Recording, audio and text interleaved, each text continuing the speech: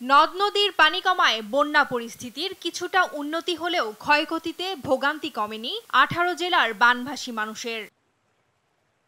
কুড়িগ্রামের সবকটি নদ নদীর পানি কমতে থাকলেও ব্রহ্মপুত্র ও দুধকুমারের ৪টি পয়েন্টে এখনো পানি বিপদসীমার উপর দিয়ে বইছে। বসতবাড়ি ও রাস্তাঘাট এখনো পানিতে নিমজ্জিত থাকায় দুর্ভোগ কমেনি বানভাসীদের। দুর্গত এলাকায় খাদ্য, বিশুদ্ধ পানি, ঔষধ ও গোখাদ্যের তীব্র সংকটে পড়েছেন তারা। লালমনিরহাটে বন্যা পরিস্থিতির উন্নতি হলেও ভোগান্তি কাটেনি। দ্বিতীয় দফার বন্যায় কৃষকের বীজতলা, পাট, বাদাম সহ নানা জাতের ফসলের ব্যাপক ক্ষতি হয়েছে।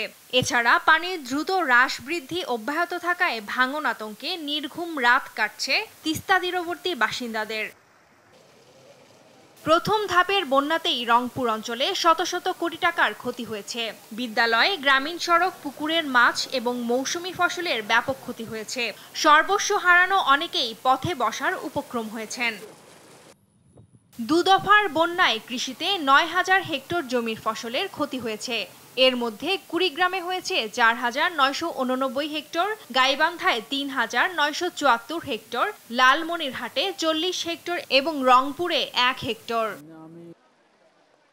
জামালপুরে বন্যা কবলিত এলাকা থেকে ধীরে ধীরে পানি নামছে। তবে টানা ২ সপ্তাহের বন্যায় দুর্গত এলাকায় দেখা দিয়েছে তীব্র খাদ্য সংকট। অনাহারে দিন কাটানো বানভাসীদের অভিযোগ, সরকারের দেয়া ত্রাণ পর্যাপ্ত নয়।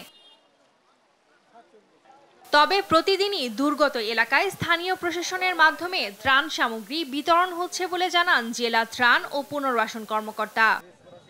টুম্পা আফরোজ, নিউজ ডেস্ক, দেশ টিভি।